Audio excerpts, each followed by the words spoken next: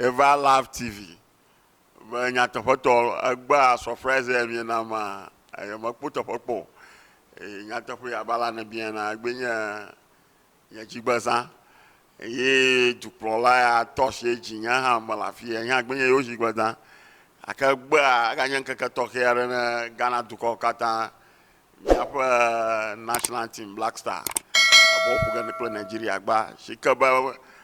bolwe ala fa Vietnam ala gbagba. Incho fila mi agbo fi opo dada o dada so ya opo draw. Akamia hope mba Nigeria ayo mi aruji na mi agara kata. Ko yo hatu oje nya hanya jigbaji ya anya jicho amanto. Ala ba ajoji na mba machine nya jigba aro pla duklola. Shikama mabo ala ba gba na po wish so kata mam ko no wish. Ya duklola o ga wish nya Onyaha daje fona barojo jinamba nyaha machine jigba zankla ya duplola kanu kemieji nuya we chichiraji kwe nuye miawo mba ngogba yi nava na mikata yenya nya jiji na na manya duplola hapo jiji abemi egblo gba ala tamali commission organ over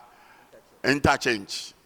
shikaba tamali du koma po interchange po enya manto ko nyamala officer ro ko no meeting sa ro wom ko ya mi garage ya ba ngogba yi ko jimiela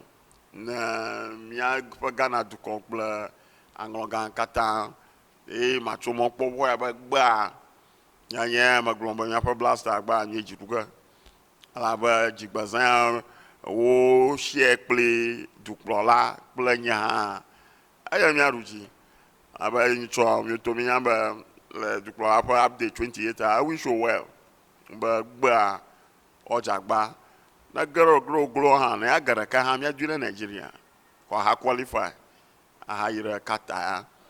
da anya jijo na ba mi garage nya me ohu nya gbadashi tohe machumo popo ya aji dogba na mashama mi afa fiao na fa assembly members so ya do hachi o kata mi ekplo mi do ba oji dogba na mi ha dogba ko je mala no ba afu ana de mi aji o de mi kata mi aji ngogba yi na va na mi kata ba Anloga district assembly na chireji Ghana to Kona chireji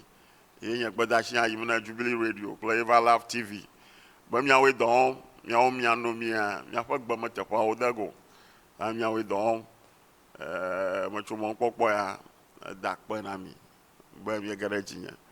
ba yo hu nyala masa yo se nyala masa sala ya jigba san pla duplola tonu na mi afa Black Star to won for ball for gola gba ajoji na manto mi awe don ma una no nyi plemi ma una no nyi plema siama ba ngogba yi na vana mikata le nyi gbanji akpana mi Ghana jollof na komoji do Nigeria jollof a won ogbo ka gbe ko Ghana jollof ojeba okomoji avana komoji le mako kam yo ha mi gbo plejijo yo ha mi ikata plejijo ba ngogba yi na vana mi abayin chore vi obole ofu la kumasi ya mikata mi nyamba team ya taflache ne mi ko ya African Cup rohimia ho African Cup ka akogbe review football ncho ha mikata mi ga jino ba ala ofu ko no ofu na ma mara kama ga ba aw mi ho mashama da ifam tete mshan womla ko ofon tete na je ntata je ko ya mashama kafuga